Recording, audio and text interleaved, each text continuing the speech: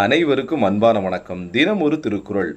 பரியது கூர்ங்கோட்டது ஆயினும் யானை வெறும் புலி தாக்குறின் அப்படின்னு என்ன அர்த்தங்க? பரியது அப்படின்னா பருத்த உடம்பை உடையது எது? யானை. கூர்ங்கோட்டது அப்படின்னு சொன்னால் கூர்மையான கொம்புகளை, அதாவது தந்தங்களை உடையது எது? யானை.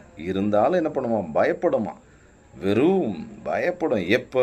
புலி தாக்குறின், அதாவது ஒரு புலி தாக்குவதற்கு வந்துருச்சு அப்படின்னு சொன்னால் சுற்றி இந்த புலி யானை அடிக்கலாம், அட்டாக் பண்ணலாம் அப்படின்னு சுற்றி சுழண்டு அப்படி ஜம்ப் அடிக்கும்போது என்ன ஆகுமா? இந்த யானை பயப்படும்.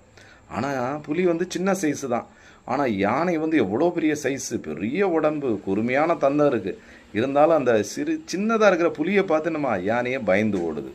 அப்போ இந்த சின்னதாக இருக்கக்கூடிய அந்த புலி என்பது எதற்கு அடையாளமாக சொல்லப்படுகிறதுனா ஊக்கத்திற்கு அடையாளம். அப்போ நமக்கு மன உறுதி, வலிமை எப்படி இருக்கணும்? புலி போல இருக்கணும். நன்றி, வணக்கம்.